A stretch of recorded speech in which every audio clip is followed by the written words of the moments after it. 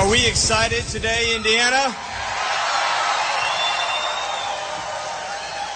You're 2 days away from finishing this thing off for good. With your vote, you're going to have the chance to put America back in control of the working citizens of this country.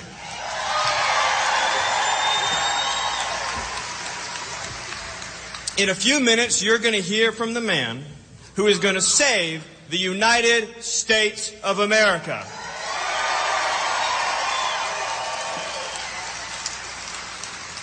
Now, before he comes on, I was asked to share a couple little details about the important policy issues in this race. My name is Stephen Miller, and I've been lucky enough to work as a policy advisor on this campaign. And one of the biggest issues in this race is manufacturing. How many people in this room here today think manufacturing is important for the future of this country?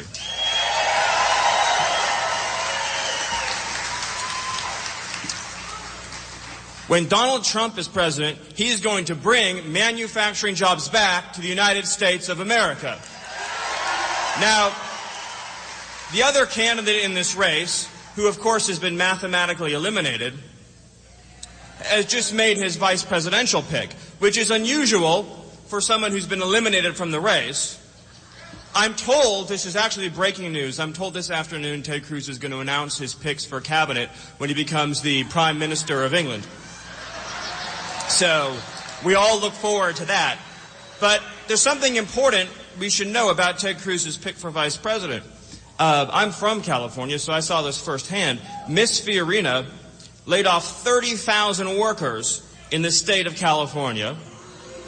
She sent their jobs overseas, and then in the United States, in place of those American workers, she hired foreign workers. So she replaced Americans with foreigners here, and then she sent their jobs overseas.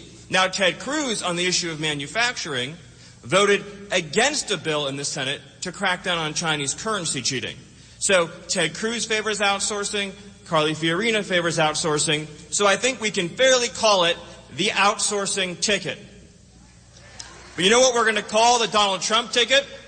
We're going to call that the America ticket. Now, one of the other big issues in this race has been the issue of immigration. Now, Ted Cruz and Carly Fiorina both pushed to massively increase immigration into the country, pulling down the wages of working people all across this state and all across this nation, including the people in the room here today. Now, people have said that Mr. Trump talks too tough on immigration. They say he talks too tough on crime. They say he talks too tough on securing the United States from terrorism.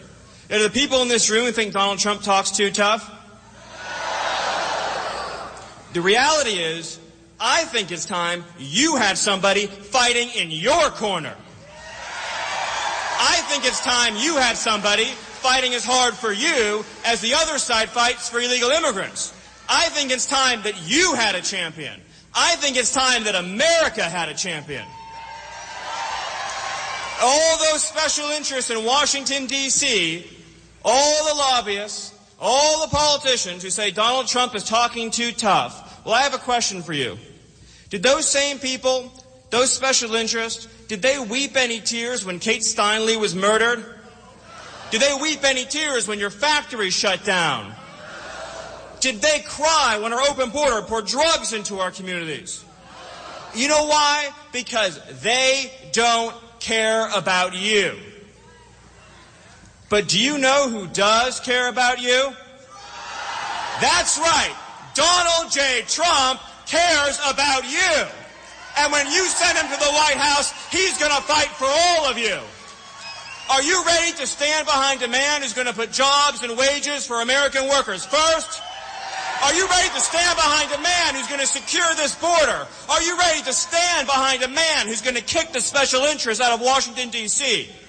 Are you ready to stand behind a man who's going to go to work every day for you, for your children, for your family, for your community, for your jobs, for your wages? Are you ready to elect your champion? Are you ready to fight for a man who's going to protect American communities from terrorism, from open borders, from crime, from drugs? Let's hear Indiana loud and clear. Are you ready to stand for a man who stands for America? Are you ready to stand for a man who has no special interest but you? Donald Trump works for every one of you. Donald Trump works for you and your children and your families and your neighbors. Now, Hillary Clinton says, well, this is an election that the issue in this race is love. Well, let's talk about that for a second. Who does Donald Trump love and who does Hillary Clinton love? Hillary Clinton loves Wall Street cash. Hillary Clinton loves open borders. Hillary Clinton loves cheap foreign labor driving down your wages. Hillary Clinton loves the special interests. What does Donald Trump love? Donald Trump loves American workers. Donald Trump loves American families. Donald Trump loves secure borders. Donald Trump loves America and America first. Are all of you ready to come out and vote on Tuesday for a man who puts America first? Indiana, this is your chance. This is your once-in-a-lifetime opportunity. Will you seize it? Then let's hear you so loudly that all the corrupt special interests who betrayed your family, who pushed down your wages, who left your borders open, let's hear you so loudly that they can hear you all the way in Washington, D.C. Are you going to send Donald J. Trump to the White House? God bless you. God bless the state of Indiana. And God bless the United States of America. Thank you. She just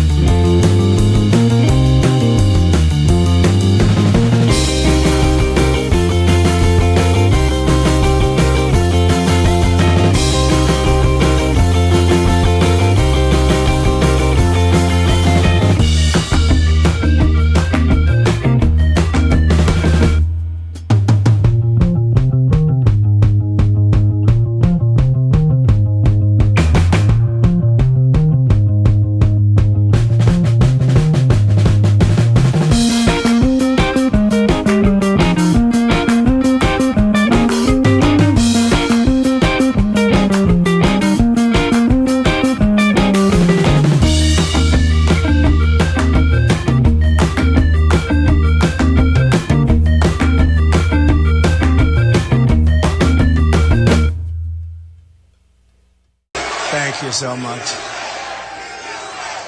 You know, we were doing really, really well in Indiana, but then I brought out Bobby Knight, and look at these polls being like a rocket. It's like a rocket ship. So the Washington Post is a big article right here. The time has come to admit that Republican voters want Donald Trump as their nominee. That's it. So that's a little bit cool. And, you know, it's been an amazing period of time for me. I've gotten to know the people of this country so well, all over. Alabama, Arkansas, I mean, no matter where, Mississippi, no matter where we go, we have these tremendous crowds. I wasn't expected to win the South. We won the South in a landslide.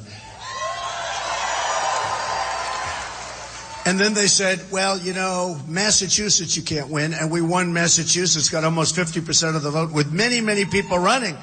And then we went down in South Carolina and New Hampshire with my first one. I'll always love New Hampshire. It was my first one. And we weren't expected to win. And we're winning with evangelicals. Big. You know, they don't like, I'll tell you what. They're falling out of love with Lion Ted Cruz. They don't like liars. They don't like liars. Lion Ted. You know, I get up and every day I say, we've got to repeal and replace Obamacare. And then I heard him 2 days ago, Donald Trump likes Obamacare. I say, what's going on here? No, we are going to repeal and replace it. But every once in a while I go and I state the facts because I've never seen a person like this. Now, the good news is he's way down in the polls. People aren't believing it, and they're starting to leave town. The other thing is I was at the hotel room, and so many negative ads, and they're mostly wrong, in all fairness. I have to tell you a group. So we have a group, crooked as can be, almost as crooked as crooked Hillary Clinton. Nobody's as crooked. She is crooked. She's 100% crooked. But this is a group of lightweights, Club for Growth, whatever that is. They spend millions on negative ads. So they come to see me. A friend of mine says, would you see the Club for Growth? I said, what's that? This is in New York. They said, what's that? They said, this is a club, and they do whatever. He couldn't even define it. So they come in. I did it as a favor for the guy. And he talks about it. I said, what do you do? And he talks, gives me a little whatever. And I said, so what are you looking for? Would you give us $1 million? I said, what? Why? Who are you people? You know, we can be rich, but we don't have to be stupid. Do we agree? So this dumb Club for Growth. So then he writes a letter, and I put it up on the website. He writes a letter asking me for $1 million. So in a nice way, I said, no, I don't even know what they do. I'd rather take the money and throw it out the window, let people pick it up. I'd rather do it. Let's distribute it here. So here's what happened. So he writes me his letter, which is honestly a stupid thing to do. But he writes me a letter asking for $1 million for Club for Growth. I say no. And now they're killing me with ads, negative ads. In other words, they liked me. Everything was good. Would you contribute? When I said, no, I'm not going to contribute, they spent millions of dollars on ads right here. I said, that's the group that wanted money from me. That's the group that was telling me how great I am. And now they're advertising. It just shows, folks, this is a rigged business. This is a dirty, rigged business. Not good. And when you watch those negative ads on television, and they're just false, yeah, you know, most of them. A couple of little truths in there somewhere, I guess, right? You know, can't be 100% wrong, but they're mostly wrong. Some are actually 100% wrong. There was one that when you add up Kasich and Cruz, we win. Except when you add them both up, right? You notice that. And you see the number of delegates. And when you add it up, we will stop Trump. When you add it up, except there's one problem. And they show, it's a bar graph. So I'm up here, they're here, and here. And when you add it up, they win. So you add it up, and they're about 150 votes short, right? But they add it up, but the bar graph is up here. And they don't say that when one gets out, I get a lot of the votes, you know. Like when Jeb Bush left the race, everyone said, if you add Jeb and all the other candidates, they beat Trump. This is a while ago. Now they don't beat Trump, actually. Now they don't even. But this was a while ago. No, it's just such crooked stuff. Very dishonest. But they say, when you add, I watch this guy, Karl Rove. The guy is a dummy. He's on Fox. And he's saying, Donald Trump has not gotten 50%. This again a month ago, because in New York I got 62. And with Pennsylvania and Maryland, with all these things, we broke 50 and even 60. But we had Maryland, Connecticut, Delaware, Rhode Island. We won in landslides, every one of them. But I watched Karl Rove say, he has not broken 50%. So I had a state where I had 44%. I had one where I had 48%. I got 6 guys I'm running against at that point. See, it's a very unfair thing because in the history of Republican politics, there's never been 17 people that ran for office, okay? So you have 17. So let's say we go into the first state and you had 17, and then you go down to 15, then you go down to 12 or 14 or something. And I'm getting 30s and 35s and 40s. But you can't break. Now, a couple of weeks ago, New York and others, but in New York, in Massachusetts, I almost broke 50%. Well, Tom Brady likes me, so that's good. That helps when Tom Brady likes you, because Tom is a great guy. He's a good guy. He's a good guy. He's a good guy. And by the way, he has a lot of respect for your quarterback. And your quarterback, if he's healthy, I think you're going to have a great team this year, I have to tell you. I think so. It's like life. You have to stay healthy, folks. We have to all stay healthy. But in Massachusetts, I did great, right? And then you go down to Alabama, I did great. But when you have 7, 8, 9 people, and then you get 44 or 42%, and the bottom line, here's what it all is. It's a bad system. It's a rigged system. The delegate stuff is really dishonest. Because you can go and buy delegates. You can take delegates to dinner and hotel rooms and take them for a cruise to Paris. But who wants to go to Paris? I'd rather stay here. But you can do whatever you want to do. You can do whatever you want to do. But the way you beat the system is the way we're beating the system. We're getting so many votes, there's nothing they can do. It's like a disaster for them. It's like a disaster. So, Cruz, with his phony rhetoric, everything's so dramatic. Oh, boom, please. I had television. I should be watching. I'm coming up on television. He was speaking, the hand and the flourish. A simple statement. And I can't watch. I turned it off. I can't watch. But darling, he's speaking about you. I said, I can't watch the guy. And other people agree. In fact, when he goes on, his ratings go like this. The ratings for television, which isn't a good thing. That's why they have me on so much. That's true. They put me on not because I'm a nice person, which I hope I am. They put me on because I get great ratings, okay? Okay? And you know why I get great ratings? Because I'm real. People get it. People get it. And I get great ratings because I'm real. Now, actually, television doesn't care about poll numbers. You could be at the bottom of the poll, but if you're getting great ratings, you're going to be on, all right? You can come up with a cure to a major, horrible disease. And if you don't get ratings, you're not on. They won't even announce it. This is the way they are. Now, the press, that's a good group of people. Extremely dishonest people. We know that, okay? Extremely dishonest. Like beyond belief, all right? Beyond belief. We had a crowd, 31,000 people the other day. That's where they had some little problems outside where these thugs were jumping on police cars. And honestly, the police are great. The police in this country are incredible people. Incredible people. But they're under tremendous restrictions. And, you have a thug like that pounding the car, causing, probably totaling almost the car. He's jumping on the roof. And the roof is caved in, and the hoods get it. And you gotta be tougher. You can't let people do that. You can't let people do that. I mean, this guy should be put in jail for 5 years. He'll never do it again, I promise. But they have a policy with hands off, and if a cop touches him by mistake, they lose their career, they lose their pension, they'll get fired. Our police in this country are incredible, and they really put up with a lot. And it's a shame, and I love them, and we have to respect them. And I just met your chief and a lot of your police officers outside. These are incredible people. And all over the country, the police departments are supporting me. All over the country. So I appreciate it. But we had 31,000 people in California. 31,000 for that one. I just flew in to do it, then I flew back here. And we had 31. We're going to do great in California. I think we're up to 49 or 50%. And by the way, polls just came out here, just now, NBC Wall Street Journal. We have a 15-point lead. 15.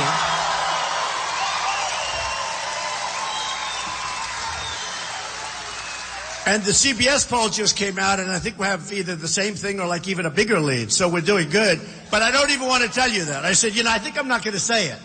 Because if I say it, you know what happens? You'll take it nice and easy on Tuesday. No, you got to get out there. Terre Haute.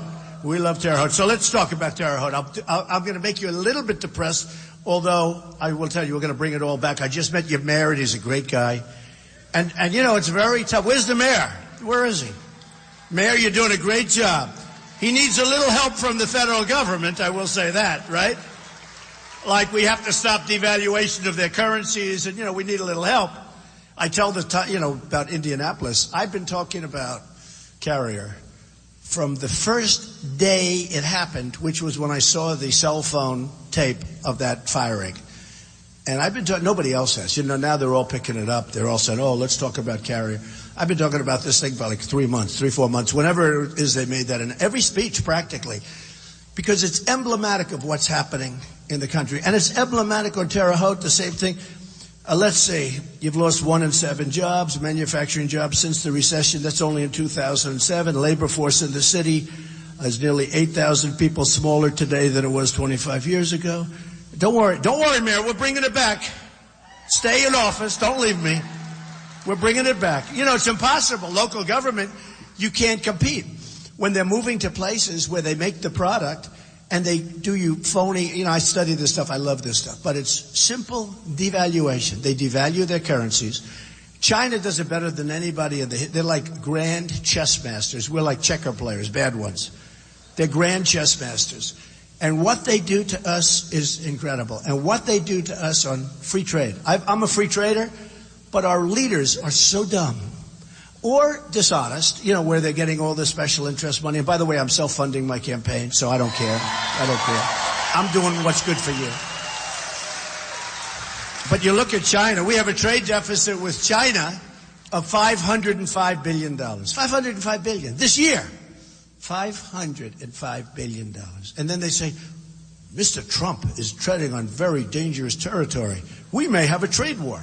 That's okay. Maybe we're better off doing nothing. We're losing tremendous amounts of money, folks. Tremendous amounts of money. And when I say we can't let them devalue, and they devalued a few months ago, the biggest devaluation they've done in 2 decades, okay? 2 decades. They took a devaluation that nobody thought that, because they've been killing us for years. But everybody said, well, that was the last one. And then we have all sorts of other problems. We have problems with Syria. We have problems with letting people come in to our country who are totally undocumented. We have no idea where they come from. And we have Obama. Global warming to him is the single biggest problem in our country, if you can believe that one. I mean, I believe global warming is the single biggest problem in our country, but it's made of the nuclear variety. Do you understand that? That's the one we have to be careful of. We better be damn tough and damn careful, because nuclear is your problem with global warming. And we have a president that talks about global warming, and he doesn't talk about all of the problems that we have. And he doesn't think in terms about, so we had this one particularly bad stretch where everything bad was happening. And I don't know if you saw, we have no growth, right? You saw the recent statement came out yesterday. We have no growth, which is hard. It's hard to have no growth, and you have population expanding. You have no growth, so that means it's getting less. But we have no growth. When China has 8%, it's like a revolution time. We have no growth. We don't even talk about it. It's a little article today. Although a couple of papers had it on the front page, but a little article, the GDP. So we have no growth, 0.5. It's so little that it's not even really measurable. And I guarantee you it's wrong. I'll bet you it's negative. I'll bet you it's actually negative growth. So we have to change what's going on, folks. We have to bring our jobs back. We can't let people take carrier. And I told you I'm a free trader, but we can't allow free trade to continue this way because it's destroying our country. You have people who want globalization, and they're more worried about the globe. I'm worried about one thing, America first. We're going to put America first. Remember that. America first. And we're going to make America great again. It may be greater than ever before, but America's going first. I mean, you have these people that actually, I don't know what they're thinking. Maybe they love the globe more. Maybe they think they're world citizens. And honestly, I understand that. And I have a bigger heart than anybody. I want to take care of people. But we have $19 trillion in debt, soon going to $21 trillion. We have $19 trillion in debt. But the horrible budget that they made 4 months ago is going to bring it the omnibus. They call it the omnibus budget. Why they call it that, who knows? But the omnibus budget is going to bring us up to $21 trillion. Nobody even knows what $1 trillion is. I was with a very, very wealthy friend of mine the other day, very successful. I said, fast, because they'll figure it out in 2 seconds. Fast, what's $1 trillion? What trillion is, And the guy's got like 180 IQ, right? So we now have essentially $21 trillion in debt. We got to knock the hell out of ISIS. We've got to rebuild our military. We've got to knock the hell out of ISIS. Just so you know, I didn't want to go into Iraq. Now, I was a civilian, so it wasn't like the most important thing. But I didn't want to go into Iraq right from the beginning. I said, you're going to destabilize the Middle East. Now, as it turned out, there were no weapons of mass destruction and all the things that they used. And I didn't even know that. But I said, you're going to destabilize the Middle East. And then Iran is going to take over Iraq. And other bad things will happen. Well, that happened to ISIS. But look at what's happening today. Have you seen the news today, what's going on in Iraq? It's like a revolution. Thousands and thousands of people are marching all over the place. Iran will take over Iraq without hardly a shot fired. And when they take over Iraq, they're taking over the second biggest oil reserves in the world. How stupid are we? And I said when we left, we shouldn't have been in, but when we left, I could see it was a crooked government. In fact, Hillary could have run the government. Crooked, it works very well. But no, it was a crooked government. That's where we should put Hillary.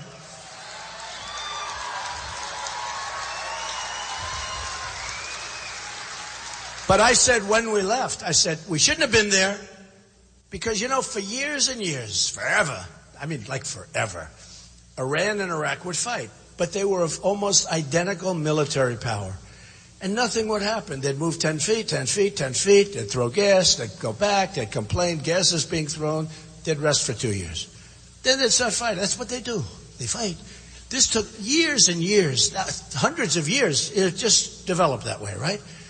So we go in and knock out one of the two sides and have had nothing but problems. Then we put the wrong leaders in, and they excluded the people that ultimately formed ISIS, which turned out to be a lot tougher than them, which is surprising that they were even excluded, because ISIS is tough enough. You would have thought they could have done that. But they excluded, so you have ISIS. But think of it. If we did nothing, if our presidents went to the beach for the last 15 years, if they went to the beach and just sat in the sun all day long, other than getting skin cancer, we would have been a lot better off, right? Right? We would have been a lot better off if they did nothing. And would have Saddam Hussein, and he was a bad guy. You know, somebody said, I always say he was a bad guy, because if I say they'd have Saddam Hussein and he killed terrorists. The press.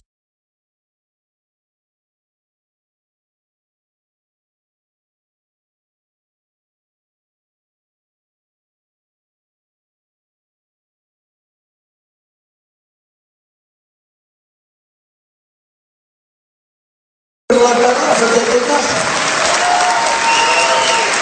And you have Saddam Hussein, and he was a bad guy. You know, somebody said, I always say he was a bad guy, because if I say they'd have Saddam Hussein and he killed terrorists.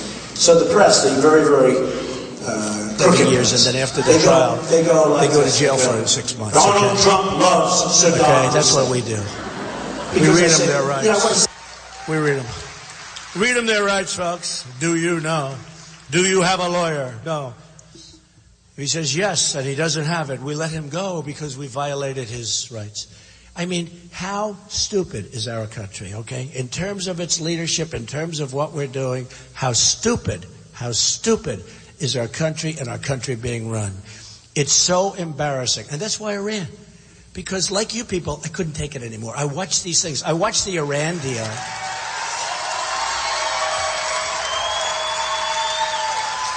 I watched the Iran deal, where we give them $150 billion. We don't get the prisoners back. We get the prisoners after. Remember the sailors, too? Just before the money was to pass, they took 10 sailors. Why? Because their boat made a mistake and went over a line in this big ocean, right? A big, beautiful sea. And the boat comes out, and it goes over the line.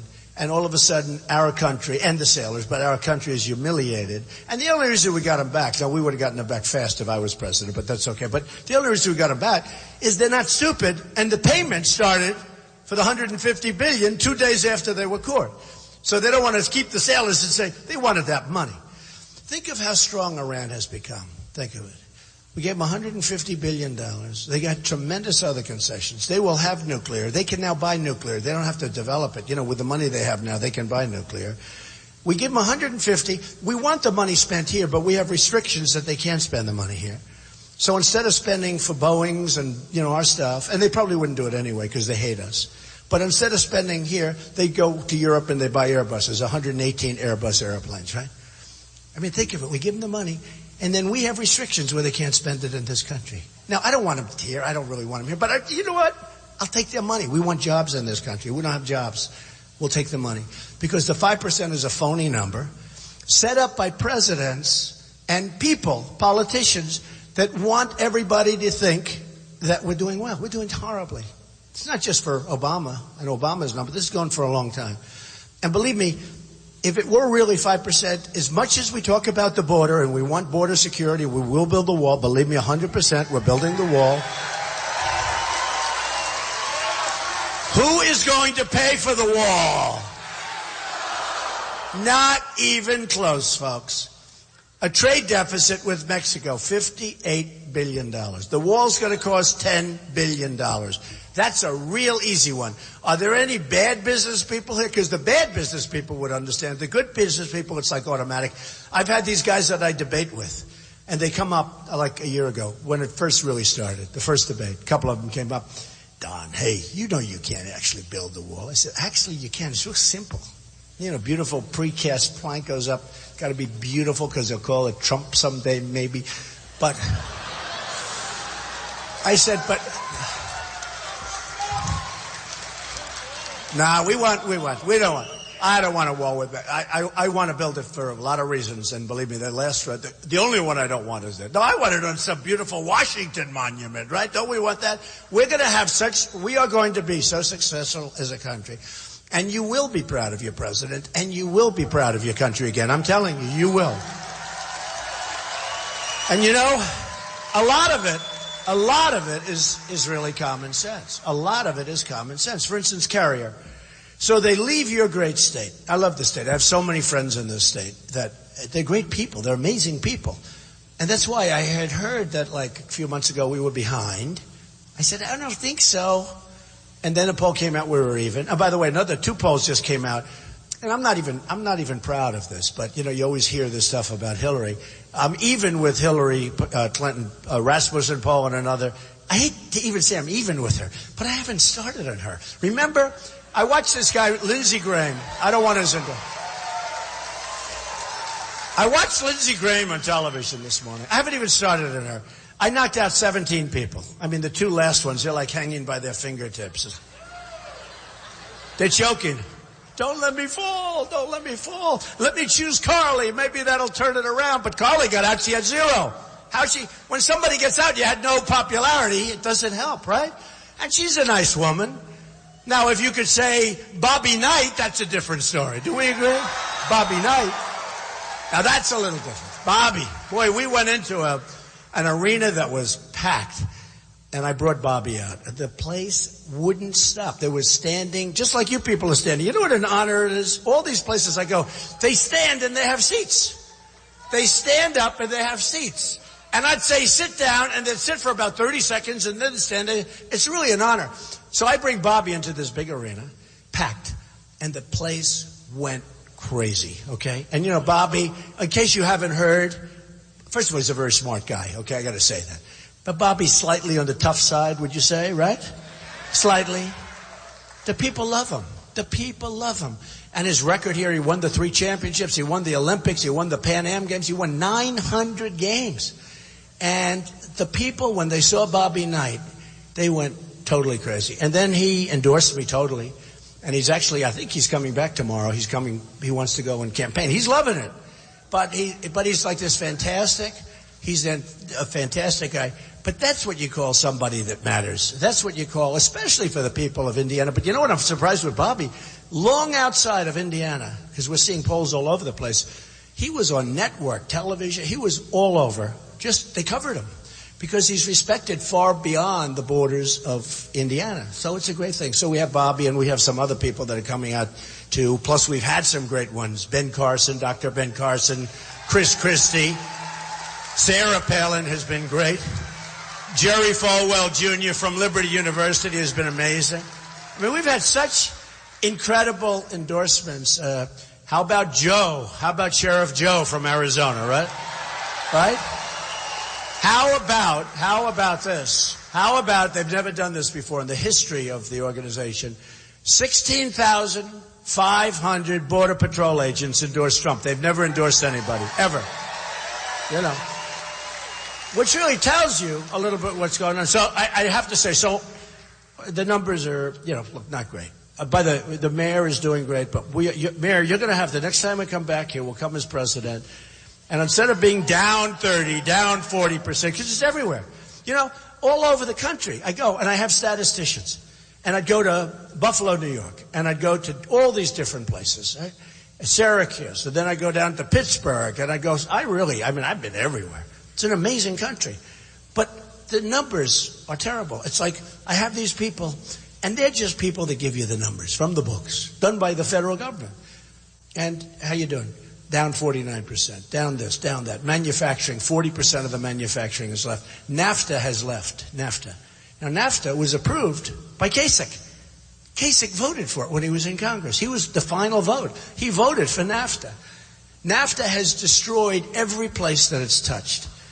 We are going to renegotiate our trade deals, folks, so fast. And Trans-Pacific Partnership, they both want it, meaning the two guys that are, I refuse to call them leftovers because that's not respectful, so I'm not going to, the two guys that are hanging by their fingernails. Please, don't let me fall. Don't let me fall. They're hanging by their fingertips. And then we go after crooked Hillary, folks. We go after crooked. But the numbers, no matter where you go, I mean, all over. Then we go Maryland, it's the same. I mean, they're almost the same. Some are a little worse than others, but they're all the same. The manufacturing's gone. The jobs are being ripped out of our country like we're babies. It's like taking candy from a baby because our leaders are either stupid. It's not even liberal. I really believe, the man just shouted out liberal. It's not even liberal. I mean, honestly, I think a lot of it's influenced by campaign contributions because, you know, guys own companies, they're based in other lands, and they want to, you know, rip off Carrier from Indiana, and they want to take Nabisco. They'll have Nabisco stock, and they want Nabisco to leave Chicago. You know, their big plant in Chicago is closing, and they're going to make Oreos and things in Mexico. I'm not eating the suckers, I'll tell you right now. So... And by the way, I love Mexico. I love the Mexican people. I have thousands of Mexican people that work for me. And there are thousands and thousands of Hispanics. I'm going to try and win the Hispanic vote because I produce jobs. I have thousands of Hispanics that work for me. And they're great people. But their governments are too smart. They're too cunning. They're too sharp. And they, you know, we have people that don't know what they're doing. We're getting killed on the border with Mexico. We're getting killed in the jobs. Look at what's going to Mexico. Ford, $2.5 billion plant. I even had... over here, it's becoming like the auto company of the world. I just ripped this out of a thing. Look at this. General Motors spending $5 billion in Mexico. Ford, $2.5 billion. It's now up, much higher than that. Toyota, $1 billion. Mazda, Honda, Volkswagen, all of these are spending much more than $1 billion. BMW, $1 billion. I mean, Mexico, Chrysler, $1.23 billion. Why aren't we doing? What are we doing here, folks? How does that help us? You know, like I was a good student at the best school. I think the Wharton School of Finance. They say it's the best, like one of the hardest schools to get into. I can tell you that. But listen to this. You don't have to be a good student. You don't even have to be smart. It doesn't help us. When Carrier, just to use them as an example.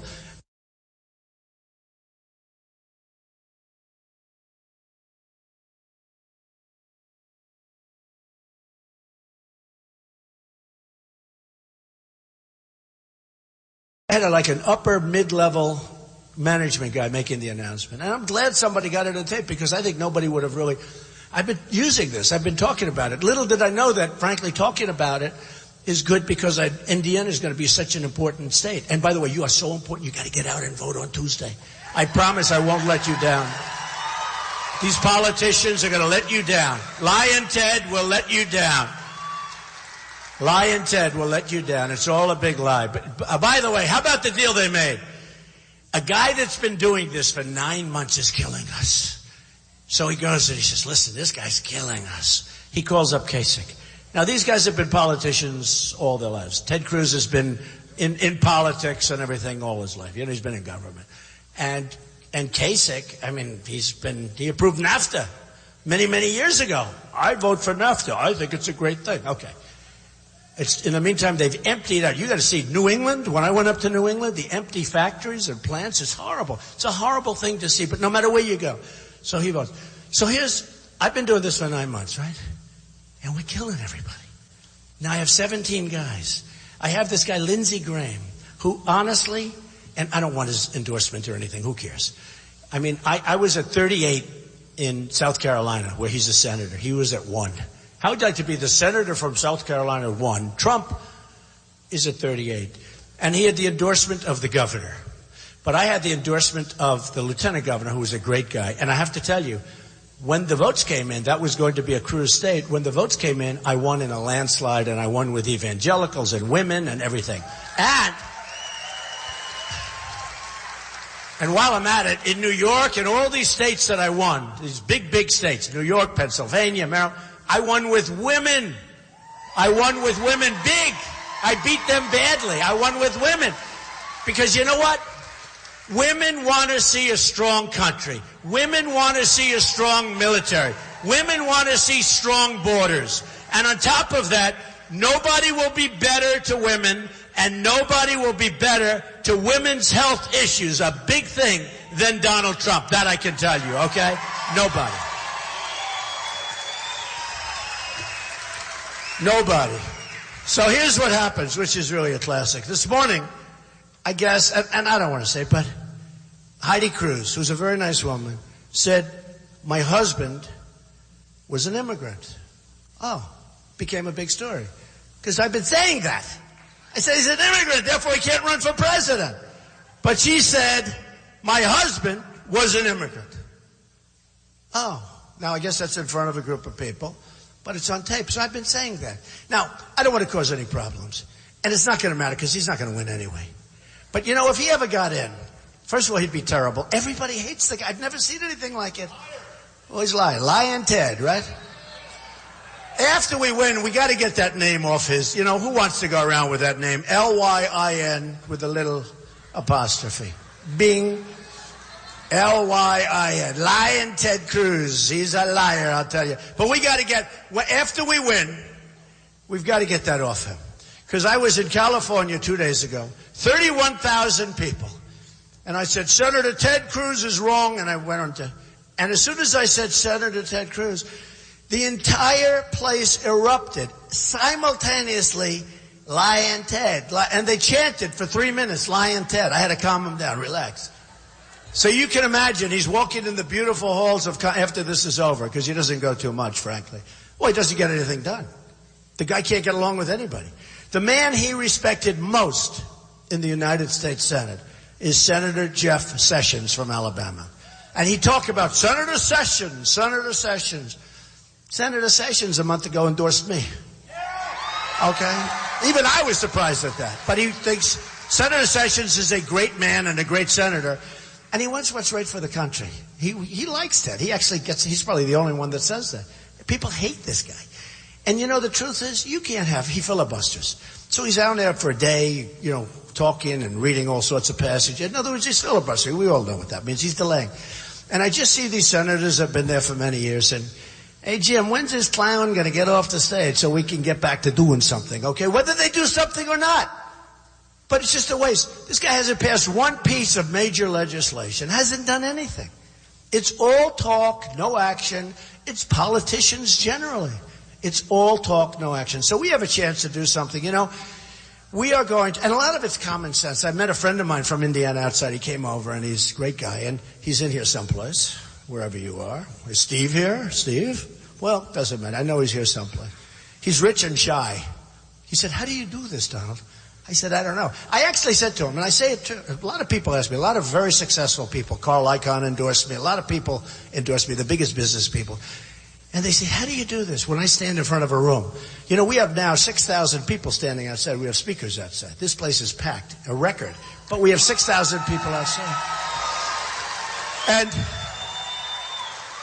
And they said to me, I love the people outside. Those are the people. Oh, by the way, so somebody got here this morning at 1 o'clock in the morning. That I heard. Who is the person? Would you who? Did you get here really? And you went to the bathroom, no problem, right? Huh? You are amazing. 1 o'clock in the morning. Hold.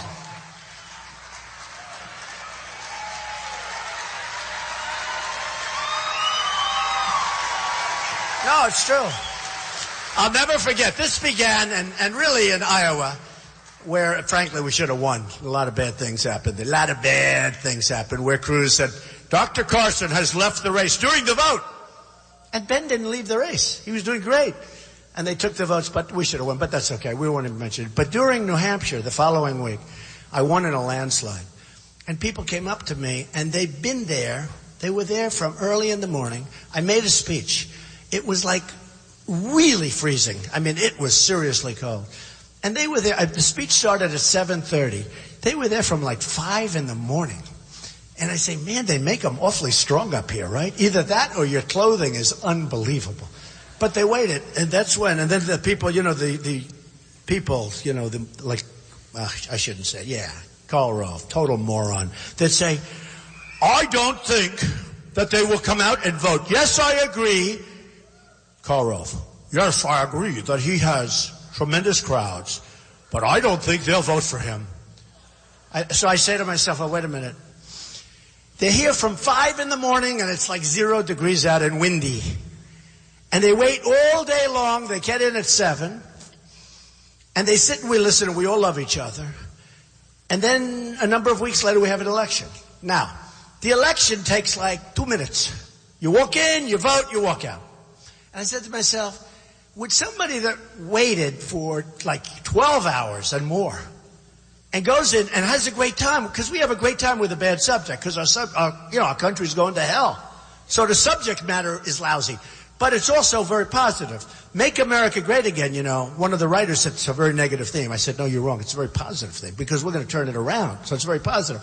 But would somebody that waited, the question is, would somebody that waited for hours and hours and hours, like this gentleman, what time did you get here actually, seriously? 1:30 in the morning. Holy mackerel, you are a strong man. You are strong. I love this guy. I think he might be voting for Trump. I don't think I have to ask him. I think he might be a Trump guy. I love you, man. Thank you. That's cool. No, I heard. My guys just said, Mr. Trump, we've had some people out here from one in particular. He came here at 1:30 in the morning. I said, man, I got to call that guy out. But, so you look at it, and then we have these massive votes. Now, here's what's happening on the voting front. We are now, as a Republican Party, look, it was never like hot. We were sort of considered staid, maybe a little boring, right? A little this. It's one of the hottest parties in the world right now. It's being talked about all over the world. Do you know that we are almost up 70% from 4 years ago, when unfortunately Mitt Romney, who should have won that race, that was a race that should have been won. But we are up now almost 70%, and the number's actually higher than that. And these are new people that have come in, and they're voting in our primaries. I am millions of votes ahead of Cruz. I'm millions of votes ahead of Kasich. I mean, Kasich is 1 for 44. I call him 1 for 44. And I change every week, because every week it changes. We pick up another couple, right? Right now I think he's 1 for 44 or 45. But I'm millions of votes ahead of Cruz. And the only thing, when you read this nonsense that's written by these dishonest people back there, that Cruz has this great game to go around and pick up delegates. No. They're buying them lunches, they're buying them hotels, they're taking all. And the only thing, they get a second round. First round is all locked up. Now here's the thing. We just broke yesterday 1,000. We have 1,004. Now think of it. So, those are the only ones that count. I'm not playing like the second game. He wants to be a short seller. Anybody know about Wall Street short sellers? They're the ones that bet against the economy, right? Nobody likes them. They're bad people, but, some very smart people. But they bet against. They want to be negative. He's trying to hope that we don't get the votes to get to the 1237. But, and that'll happen. We'll get there. We're so far. By the way, if we win Indiana, it's over, okay? And if we win Indiana, it's over. It's over. And we're going to get there. I shouldn't say this because it takes away your incentive. We're going to get there anyway. But if we win Indiana, most people think that they quit the race. And then we can focus on crooked Hillary. Please, let's focus on Hillary. And I get a kick. This guy, Lindsey Graham, I beat him so badly. So badly. I mean, he was like dealing with a 5-year-old, okay? It was so easy. And believe me, I don't want his endorsement. But I beat him so badly. And he said, Donald Trump is not conservative. I really am, but that's okay. I don't think anyone cares. We just want to straighten out our country, right? But Donald Trump this, Donald Trump that. Donald Trump, I have been doing this for many years, the military. I know, that's the problem. It shouldn't take many years. We should knock the hell out of him and be done with it. These guys.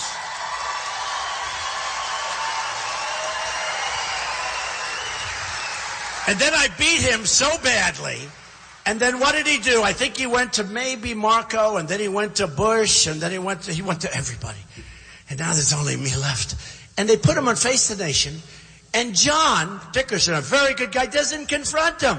He just talked for like 20 minutes. It's so bad. It's so unfair. And there's nobody to confront him. Well, listen, you lost in record-setting numbers. Mr. Trump attacked you, and you fell like a fly from the ceiling. Why doesn't anybody tell that? Nobody remembers that he was, the problem with politics, people have short memories. Nobody remembers that he ran and made a total fool of himself in the race. So I watched this guy this morning. He was on, it must have been for 15, 20 minutes. That's a long time on Sunday shows. And he just, the hatred is so, and I don't hate him. I held up his phone number, you remember? But I don't hate him. His phone exploded, his cell phone. I said, let me see. Because he came to my office wanting money. Years before, he wanted money. And I think I probably gave it to him. Usually I give it when a senator comes to my office. You're restricted. It's like $2,000. But what you do, I hold up his phone. I said, I wonder if this phone number's still good. So it was like 3-4 years before. I hold up the number. I said, let's see. And I read off the number, and his phone exploded because it was on national television. So we have a lot of fun. But, it's just a dishonest business. Politics is a dishonest business. But think of this. So let's assume we did go to a second ballot. So by that time, California, I have a huge lead in California, 49 to like 20 or 22 or something. They have this massive lead. California's good. No, all you have to do is look at the crowd I had the other night. I mean, Cruz goes there and there's like 200 people waiting. I go, think of it, I go, and you have never seen anything like it. The men that ran the arena says the biggest crowd we've ever had here. And those are guys with guitars. It's much easier with musical instruments than it is with your mouth, okay? So I go to California. By the time we finish, I will have 5-6 million more votes. I will have, let's say we're at 12, they'll be at 6, 5, something. We'll have like 500 or 600 delegates more. So think of this. No, we're going to get this, so it's not going to matter. But let's assume we were a tiny bit short. We're a couple of delegates short, okay? And what's unfair is because there were 17 people, you can't get to 50 on all those early states. And even now it's hard to get to. We have 3. How many people can get over 50 with 3? But I'm getting way up in the 60s. So, but all those early states. So I say to myself, wait a minute. You're now the head of the RNC, good guy Reince Priebus, and he's got a problem. The problem is he's got one man with millions of votes more and hundreds of delegates more, and he's got another guy in the second ballot because they bought him hamburgers, right? And he wins on the second ballot. I don't think people can get away with that stuff. So we don't play the second ballot game. We're only playing to win. And we'll win. We'll get it on the first ballot. Now, with all of that being said, I have to tell you, that's why I've worked hard in Indiana. I've really gotten to know the state, and it's great. Great people. But it's really hard. It's really important that we win, because if we win, we want to raise money for the party. We want to raise money for the Senate races and for the congressional races and do a lot of things instead of wasting our time with these people. I mean, we're wasting time. He can't win. They have no path. I did a little thing yesterday. It was all over the place. Here's a man who has no path to victory. And I said he set a record, right? It is the first time in the history of politics that a man who cannot win because he has no path to victory, because he doesn't have enough delegates. If he got every delegate from now till the end, till California, New Jersey, every delegate, he's still way short, right? So he has no path to victory. But he chose a vice presidential candidate. And I'm saying, but wait a minute, he just chose a candidate, and Carly's fine. She didn't get out because she was doing well, folks, just so you understand. She had almost a 0. But Carly's fine. But think of it. He has no path to victory, and he's choosing a vice president because he needed some publicity, because everyone knows. Indiana is so important. We have to win it. And you know where it can be good? I'll tell you. Bobby Knight was so incredible. He said in front of this big stadium of people, he said, you know what? It's so important for Indiana to put Trump over the top, because I think Trump is going to be a great president. He's going to create jobs. He's going to strengthen our military. And I never thought of this. Bobby's a smart cookie, I want to tell you. You don't win all those games just by being a tough guy. He is a smart guy. But he said, and if Indiana puts him over the top, he's going to be a great president. Indiana puts him over the top, Indiana's going to get a lot of credit. I said, I never thought of that. I'm going to start using that myself, Bobby. But really, we want to get to business. So when a guy like a Lindsey Graham or Jeb Bush, I saw him on television. He was very nasty the other day. Now, I beat him hard. I came up with the low energy, which is true. I just tell the truth. He's a very low energy. I wouldn't be saying that. By the way, had I not seen Jeb Bush on television 2 days ago saying, he is not a conservative, He just says, I said, does this guy ever learn? He's out. He had $168 million of special interest money raised. He spent more money than me times so much. You know the nice part? I think you'll appreciate this because a lot of the people, and you're money people, a lot of them, you appreciate the value. So I spent less money than anybody else, and I'm leading by a lot. Other people like Jeb have spent many times what I've spent, and they were at the bottom. Now you tell me, who do you want as a president, okay? Who do you want? Who do you want as a president? No, but I wouldn't be saying bad things about Jeb. In fact, I was starting to say nice things about him. And then all of a sudden, I see this interview he does with CNN. He hit me. I said, what's he hitting me for? It's over. And then I hit him back a little bit. You always have to remember that, folks, right? You can't really let people get away with this stuff. So there was no reason for him to do that. He gave a nasty interview, although he did say that he is a gifted politician. Big deal. I don't know. Is that good or bad? You tell me. I don't like to think of myself. He said I'm a gifted politician, and he called it a phenomenon. One thing that I will say, what's happening here, what's happening all over this country, is a phenomenon, they say. Bill O'Reilly, who I respect a lot, he's a tough guy, smart. He said smart, tough. I mean, sometimes they get angry because I say, what are you doing? I mean, it's like every interview is a war. But he's a tough guy and he's smart. And he said very strongly that what's happened with Trump is the single most important political event that has happened in my lifetime. He said in his lifetime. And he called it a great phenomenon. And it's not me, it's you. I'm a good messenger. You have some other guys that are not good messengers. And then you have other people that do it for themselves. I'm a great messenger. I'm sort of giving your message. Because people now are making less money in real wages than they made 18 years ago. People now are working for a carrier, and they announce they're leaving. Goodbye, they're going to Mexico. And I stop it. Want to know how I stop it real easy? Carrier, congratulations. Enjoy your stay in Mexico. Every unit you make, 35% tax. Have a good time. Number one, they're not moving. And if they do move, our country's going to make a fortune, okay? Our country's going to make a fortune. And we got to stop with this globalization and free trade, and it's all done for special interests. And again, free trade is good, but let me negotiate the deals, not these clowns that we have negotiating, okay? So just in finishing, when I started on June 16th coming down the escalator with my wife Melania, and I said, oh boy, I had, like this simple, beautiful life. I built this great company. I started off with $1 million loan. I built a net worth of over $10 billion. And great assets, low debt, great cash. Otherwise, I wouldn't be doing this, right? One thing I can tell you, if I didn't do a good job, I wouldn't be doing it because they have records and they have everything I've ever signed. And you know what I did? I announced all these characters. They said, he won't announce. I announced. Then they said, he'll never sign Form A because that's where you sign your life away. I signed Form A. Then I put my numbers in, and my numbers are great. I built a great company. And my kids will run it with executives, and we're going to be great. I won't even care about it. Somebody said, whoa, do you think you have a conflict? I don't care about the company. I'm talking about fixing the United States of America and making it great. I don't care about some hotel I have or some building. I don't care. And by the way, I guess by osmosis, if we make the country great, everything's going to be better, okay? Your houses, everything's going to be better. But I don't care. It's so trivial. They ask questions like, do you think you'd have... First of all, I won't even make a phone call. I won't even think about it because I don't have time to think about it. We have to renegotiate our trade deals.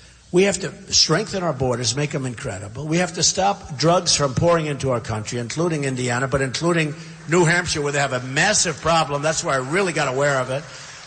Drugs are pouring across, heroin pouring across our border like it's water. And we got to stop all of this. And we can do it. And let me tell you, one of my first call is going to be to the heads of Mexico. I'm going to say, you can stop it before we build the wall. Get it stopped. Get it stopped. And they can do it, but nobody's telling them that. When we had Sergeant Tamarisi in jail, Obama could have called up and said, he went the wrong way, and he had difficulty in life. And he went the wrong way. The guy was in one of the worst jails in the world for a long period of time. He could have made a phone call to the head and say, you got to let him out. And by the way, if I made that phone call, I'd say, do me a favor, let him out. The guy made a mistake. Let him. A big story over here. Greta was great. Greta Van Susteren. She worked hard on it. No, she worked hard on it. And I made a big contribution to him after he got out. The guy has no money, but let him out. Obama never called. There was nothing. He was there for a long time. Remember how long he was there? Every night it was all about him. Just let him out. They were tweaking us. They were taunting us. They can't taunt me. Let him out. Now, if he said no, I said, that was a big mistake you made. Are you telling me, President of Mexico, you're telling me you're not going to let this guy out? Is that what you're telling me? And he'll say, let me think about it. And they'll go back and let him out. But in chance that he didn't, believe me, it won't be so pleasant for them, okay? Because it shows bad will. It shows ill will. Just like Kerry should have said, I want the prisoners to go before he made that stupid deal with Iran. They're going to become a world power. They already are. We took Iran and we brought them onto a stage.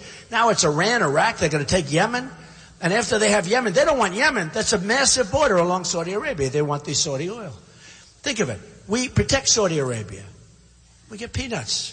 They were making $1 billion a day. Now they make less, but they're still making a fortune. We protect them. America first, folks. They're going to pay, and they're going to like us better than they do now because they're going to respect us. They have no respect for us. They have no respect for us. Japan, Germany, we protect them. They got to help us out. They're behemoths. They're massive, massive industrial, incredible countries, and we protect them. We protect South Korea from the maniac next door. We have 28,000 soldiers between North and South Korea. They got to pay. We can't be the sucker, the policeman to the world. And we want to help them. We want to help them. And you know what? I really do. I want to help them because I'd rather not have them armed. But you know, if they say no, they're going to have to arm folks because there'll be a point at which we just can't do it anymore. You know, you look at our military budget. It's many times the budget of other countries. But it's really not for us. We're protecting so many people. You look at NATO, it's obsolete. And they asked me this question on CNN the other day. Wolf Blitzer, a good guy. He said, what do you think of NATO? Now, look, I've been doing deals all my life, right? I'm not a big studier of NATO, but I have a lot of common sense. I said, NATO, it's like 68 years old, and they have 28 countries. And the problem with NATO, it's obsolete. I said two things. It's obsolete. And the second thing I said, which I turned out to be totally right, and we're paying far too much of the cost.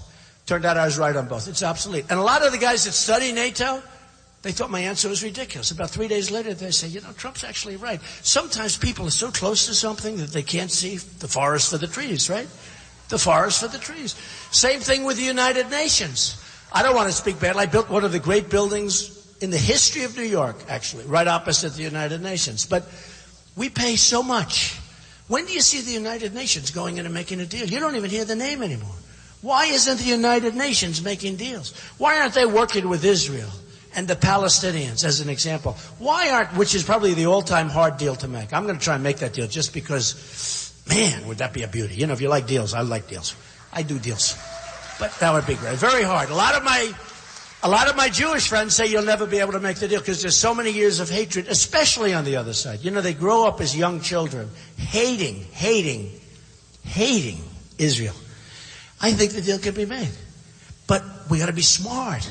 And we got to use our best people. Got to use me, but you got to use our best people. And I know the best people. Now, with that being said, some of the smartest people I know from Israel say, we'd love to make the deal. You know, I've never met a person from Israel that didn't want to make the deal. But it's just a very hard deal to make because it's years of whatever. But I'd love to be able to make that deal. So we're going to do things, folks, that are going to be great. We're going to start becoming a successful nation again. We're not going to be protecting all of these nations in NATO, and they're not paying up. Not only paying up, they haven't paid for years. You know, we have some haven't paid. Now, we'll end up getting in World War III protecting a nation that's in NATO that's delinquent. And not only do I want them to pay, and these will be early calls in my administration, I want them to pay. And I'll call, and if I do it, I'll do it myself. And I'll speak to the head of that nation, in some cases big, in some cases small. And I'll say, listen, you know, we're protecting you. And you're way, way behind. And these are, in many cases, they have plenty of money. Plenty of economics. And if it's not money, they have other things they can give us. It doesn't have to be money. So you got to pay up. And if they say no, we say, bye-bye, enjoy yourself against Russia. Enjoy yourself. Okay? But here's what's going to happen. Don't get nervous because Most likely, they're going to call up the following day, we'll pay. But not only pay, they have to pay all of the delinquent that they owe us. Tremendous. They have to pay delinquent. You know, if somebody rents an apartment from this guy in the second row, who I know for a fact has apartments, and if he doesn't pay for the first, second, third, and you end up going to court, you don't get the 1 month rent, you get delinquent. They owe us a lot of money. And some of these countries are immensely wealthy. And we have to pay up, okay? Because we're no longer, this isn't 40 years ago where we say we're going to protect the world and everything's good and it's just that we're in a different time. So, we're going to make our military strong.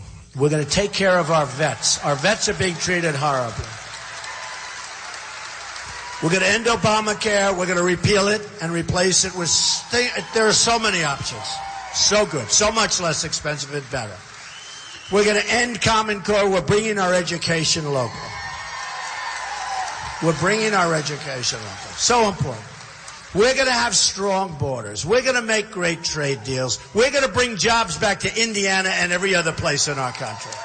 We're going to have Apple making their product in the United States. We're going to stop devaluations and constant and brilliant for them, but not for us, devaluations of currency.